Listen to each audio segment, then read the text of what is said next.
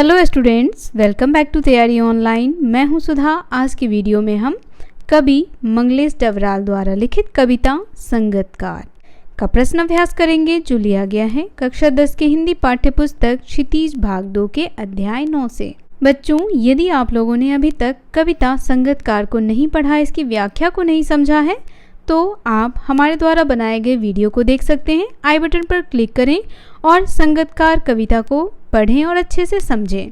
और आपका कोई सुझाव है तो आप अपना सुझाव भी हमारे साथ शेयर कर सकते हैं।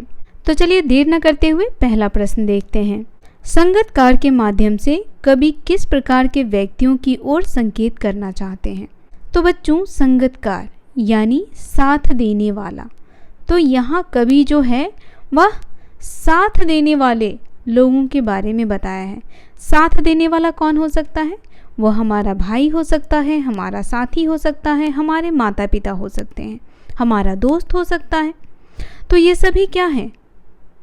ये सभी संगतकार हैं, यानी हमारे साथी हैं जो क्या करते हैं? हमारा सहयोग करते हैं, या कह सकते हैं हमारा साथ देते हैं। क्योंकि यह कविता जो है वह संगीत से संबंधित है। जैसे बच्चों, संगीत में क्या होता है? एक मुख्य गायक होता है और मुख्य गायक के साथ जो लोग गाते हैं उसे कहते हैं संगतकार, यानी मुख्य गायक का सहयोग करने वाला कहलाता है संगतकार।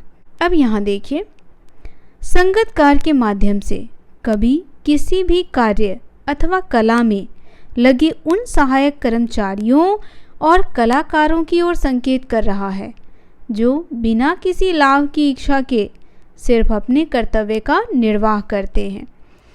जैसे संगतकार मुख्य गायक के साथ मिलकर उसके सुरों में अपने सुरों को मिलाकर उसके गायन में नई जान फूंकता है, किंतु उसका सारा श्रेय मुख्य गायक को ही प्राप्त होता है। तो ये होता है संगतकार। जब आप इस कविता को सुनेंगे, इसके भावों को समझेंगे, तो आपको आसानी से समझ में आ जाएगा कि संगतकार होता क्या है। तो इसीलिए बच्चों, सबसे पहले आप कविता को पढ़ें, उसके भावों को समझें, उसके बाद ही प्रश्न अभ्यास करें। दूसरा प्रश्न इस प्रकार है बच्चों, संगतकार जैसे व्यक्ति संगीत के अलावा और किन किन क्षेत्रों में दिखाई देते हैं? तो बच्चों, संगतकार और किन किन क्षेत्रों में आपने देखा है, आप हमें कमेंट करके बताइए। हमने सिनेमा के क्षेत्र में भी संगतकार देखा है। एक मुख्य कलाकार होता है, उसके साथ सह कलाकार होता है, डुप्लीकेट होता है, सह नर्तक और स्टैंडमैन। ये सभी क्या कहलाते हैं? ये सभी संगतकार होते हैं। आप लोगों ने मूवीज़ में देखा होगा, अगर सॉन्ग्स चलते हैं तो जब भी सॉन्ग्स चलता है तो आपने देखा होगा एक मेन एक्टर वह डांस कर रहा होता है, उसके साथ कई सहयोगी होते हैं जो उसके साथ साथ डांस कर रहे होते हैं। तो ये सब कौन है? ये सभी हैं संगतकार जो उसका साथ दे रहे हैं। तो इसको हम क्या कहेंगे? संगतकार कहेंगे। वैसे ही अगर भवन का निर्माण हो रहा है तो भवन के निर्माण में देखा होगा आप लोगों ने, कई मजदूर एक दूसरे का सपोर्ट करते हुए उस भवन को बनाते हैं, यानी उस बिल्डिंग को तैयार करते हैं। तो ये सभी क्या कहलाएंगे? संगतकार। तीसरा प्रश्न है, संगतकार किन किन रूपों में मुख्य गायक गायिकाओं की मदद करते हैं? तो देखिए बच्चों, संगतकार अपने स्वर को मुख्य गायक के स्वर से ऊंचा नहीं उठाता। जब मुख्य गायक गाते गाते थकान का अनुभव करता है तो संगतकार उसे सहयोग देता है। जब गायन करते समय मुख्य गायक गायिका अपने सुर लय को लांघकर भटक जाते हैं तो संगतकार उन्हें वापस अपनी सीमा में ले आता है। गायन के समय यदि गायक गायिका का गला भारी हो जाता है तो संगतकार अपनी आवाज़ से उसमें मधुरता भर देता है। यह उसकी मानवता है कि विपरीत परिस्थितियों में भी मुख्य गायक की श्रेष्ठता को वह बनाए रखता है। चौथा प्रश्न देखते हैं। चौथे प्रश्न में हमें भाव स्पष्ट करना है और उसकी आवाज़ में जो एक हिचक साफ सुनाई देती है या अपने स्वर को ऊंचा न उठाने की जो कोशिश है, उसे विफलता नहीं, उसकी मनुष्यता समझा जाना चाहिए। बच्चों, यहाँ कवि संगतकार के बारे में कह रहे हैं कि संगतकार जो है वह ऊंची आवाज़ में गा सकता है, लेकिन वह धीमी आवाज़ में गाता है। क्यों? क्योंकि वह मुख्य गायक का साथ दे रहा होता है। और जब मुख्य गायक गाते गाते थक जाता है तो फिर क्या करता है? वह अपनी आवाज़ से मुख्य गायक में ऊर्जा का संचार करता है। यह उसकी मनुष्यता का प्रमाण है। वह शक्ति और प्रतिभा के रहते हुए भी स्वयं को ऊंचा नहीं उठाना चाहता, क्योंकि वह अपने गुरु मुख्य गायक को महत्व देने की कोशिश करता है। चलिए इसका उत्तर देखें। तो इसका उत्तर आप इस प्रकार लिखेंगे। इसमें कवि द्वारा गायन में मुख्य गायक का साथ देने वाले संगतकार की भूमिका के महत्व को दर्शाया गया है। जब संगतकार मुख्य गायक के पीछे पीछे गाता है तब वह अपनी आवाज़ को मुख्य गायक की आवाज़ से अधिक ऊंचे स्तर पर इसलिए नहीं जाने देता ताकि मुख्य गायक की महत्ता कम ना हो जाए। यही हिचक यानी संकोच उसके गायन में झलकती है। वह कितना भी उत्तम क्यों ना हो, परंतु स्वयं को मुख्य गायक से कम ही रखता है। कवि आगे कहता है कि उसकी असफलता का प्रमाण नहीं है यह, अपितु उसकी मनुष्यता का प्रमाण है यह। वह शक्ति और प्रतिभा के रहते हुए भी स्वयं को ऊंचा नहीं उठाना चाहता, बल्कि अपने गुरु को, अपने स्वामी को महत्व देना चाहता है, यानी महत्व देने की कोशिश करता है। 5वां प्रश्न है बच्चों, किसी भी क्षेत्र में प्रसिद्धि पाने वाले लोगों को अनेक लोग तरह तरह से अपना योगदान देते हैं। कोई एक उदाहरण देकर इस कथन पर अपने विचार लिखिए। तो यह बात बिल्कुल सही है बच्चों। हर प्रसिद्ध व्यक्ति के पीछे किसी न किसी का योगदान होता है। अगर आप एक सफल स्टूडेंट हो तो इसके पीछे किसका योगदान है?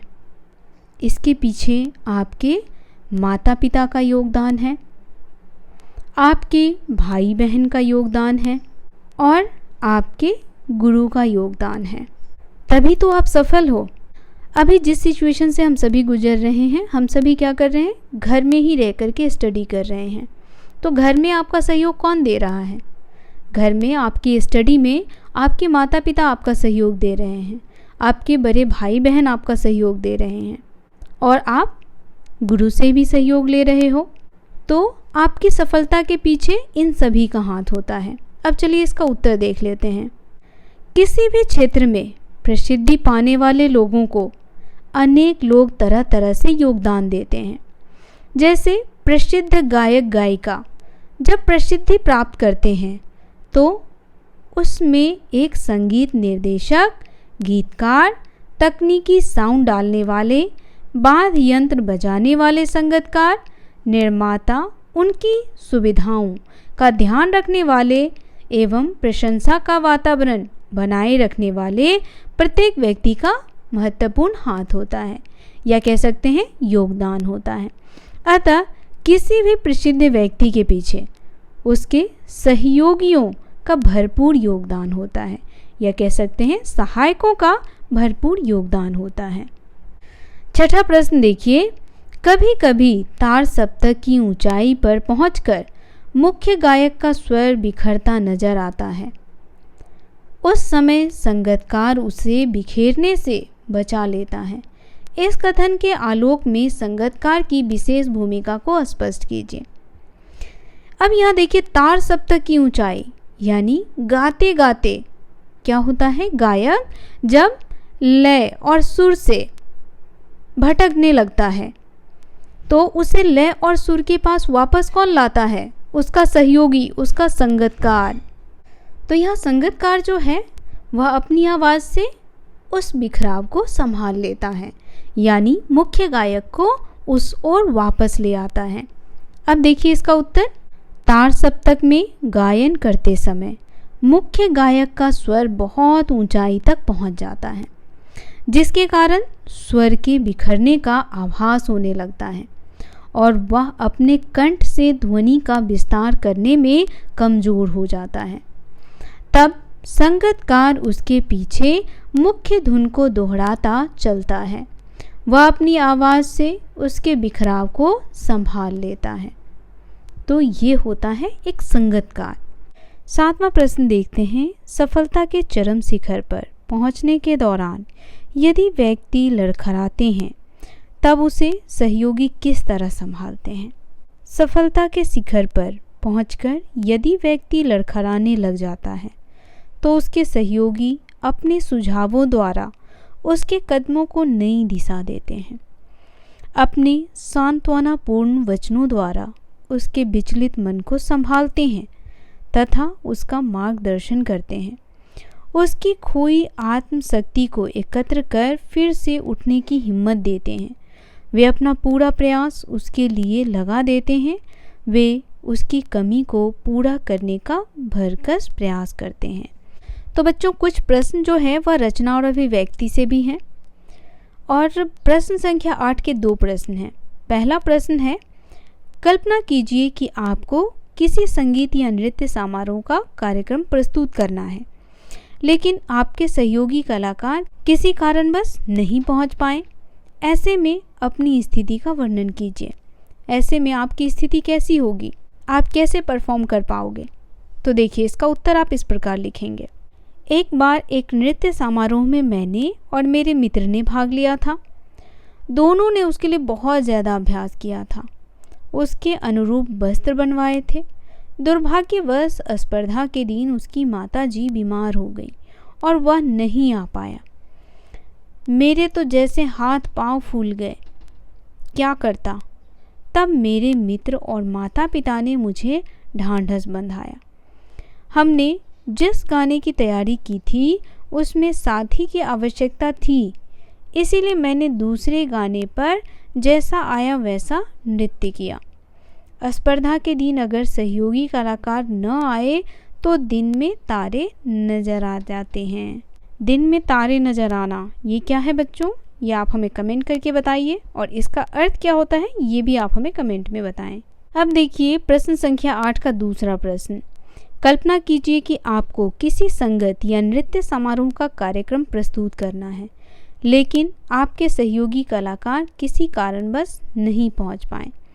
ऐसी परिस्थिति का आप कैसे सामना करेंगे? तो देखिए बच्चों, स्पर्धा के दिन अगर सहयोगी कलाकार न आए तो दिन में तारे नज़र आ जाते हैं, जो कि अभी मैंने आपको बताए।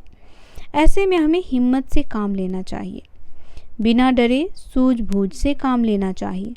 तुरंत क्या प्रस्तुत करके स्थिति संभाल सकते हैं उसकी योजना मस्तिष्क में बना लेनी चाहिए। इससे दर्शक गण का सामना करने का मनोबल बढ़ेगा। प्रश्न संख्या 9 देखिए, आपके विद्यालय में मनाए जाने वाले सांस्कृतिक समारोह में मंच के पीछे काम करने वाले सहयोगियों की भूमिका पर एक अनुच्छेद लिखना है। तो बच्चों, ऐसे कार्यक्रम तो आपके स्कूल में होते रहे होंगे और इस पर आप एक अच्छा अनुच्छेद लिख सकते हैं। यहाँ देखिए, किसी भी कार्यक्रम की सफलता में मंच के पीछे काम करने वाले व्यक्तियों की महत्वपूर्ण भूमिका होती है।